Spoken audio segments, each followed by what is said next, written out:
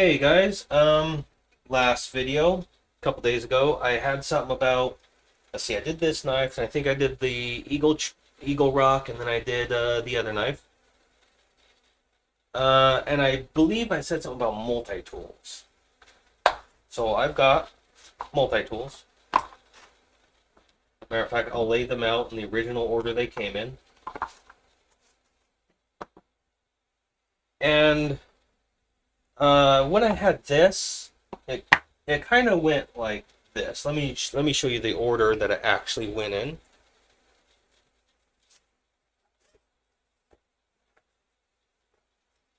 So I had this, the spring fell out, right? So then I kind of replaced it with these. And then I replaced these with another one of those, an updated model. But then I just kind of wanted something a little smaller that would fit in the pocket and be a little bit of a less weight. So that brings me to this. Get these off the table for you.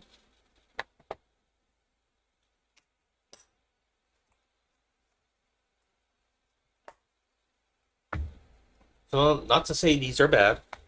I just wanted something that was, like it was lighter, right?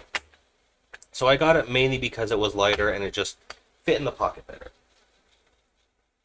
So these are just, they were in the fishing section of my local Walmart, and I just figured, I'll get them.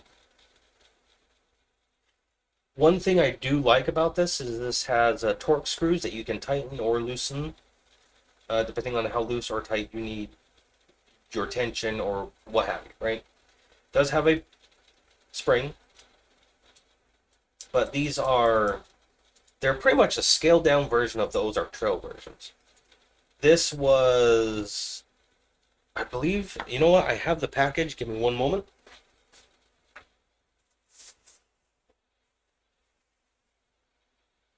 That is also an Ozark Trail. So I do have the silver Ozark Trail pliers. I have the blue powder coated.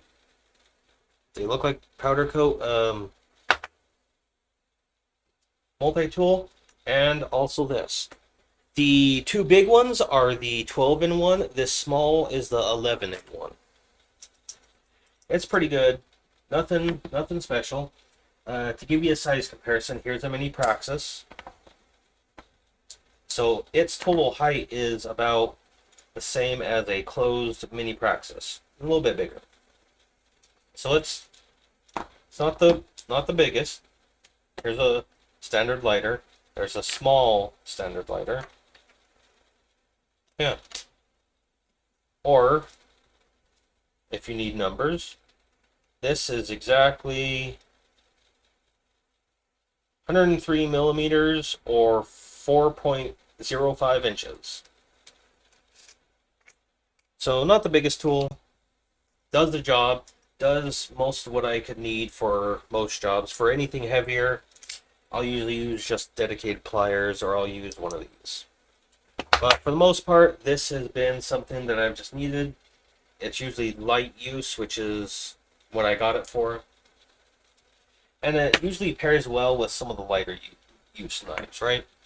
For Walmart, you can probably just Walmart's in-house brand, you can probably build a solid starting EDC lineup. Like, compare it with that, this, one of those.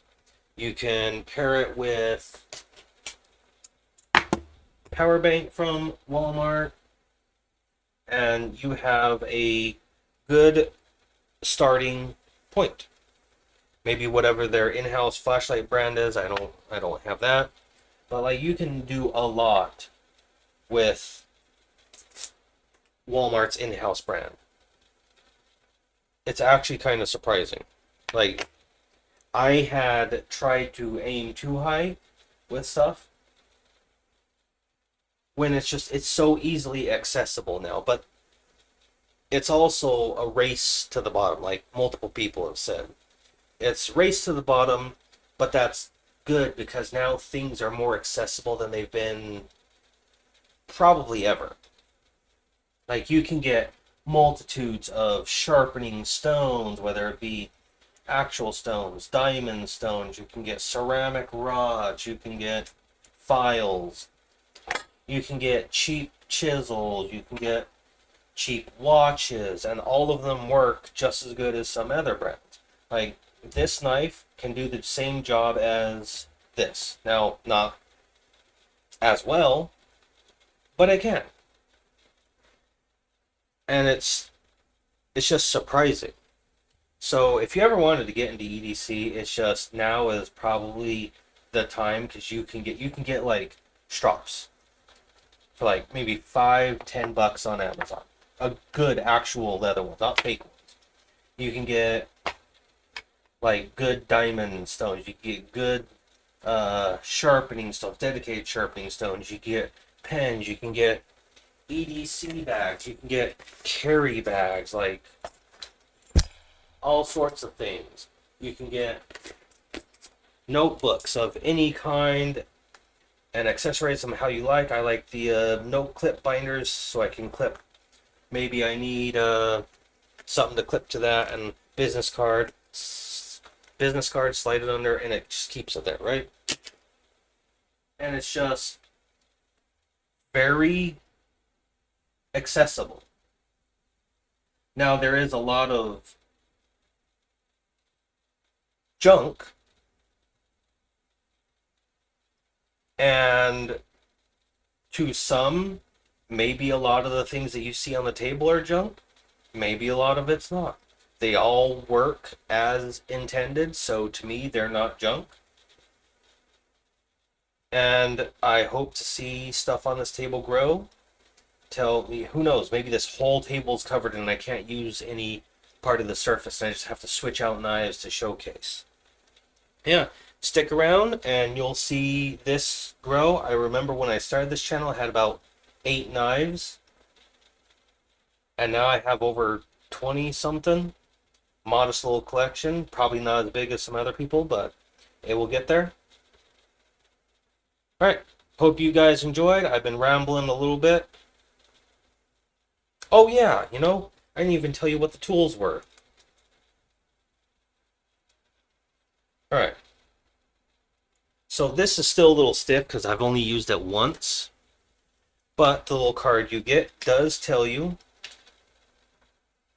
long nose pliers, standard pliers, wire cutter, which is probably that little piece down there, bottle opener, which is right there, large and small slotted screwdriver.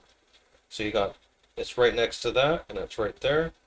You have a nail file, double-sided, a Wharncliffe sheep's foot flat blade right there. You have a serrated blade on the other side. You have a can opener and a Phillips. Alright, that's pretty much all there is for that. Yeah. I don't know what I'll have for you guys next. I might change gears and go over, sorry for the clatter noises. I'm just getting this to show you guys. I might go over some different things, such as writing utensils, which one's the best, which one's good for writing on harder surfaces, softer surfaces. Heck, I might even go into how to remove Sharpie, because a lot of people do not know how to remove Sharpie from items. So who knows? We'll see what the next video brings. I'll see you guys in the next one. Hope you guys had an excellent day, and tell me what you want to see in the next video. Alright, see ya.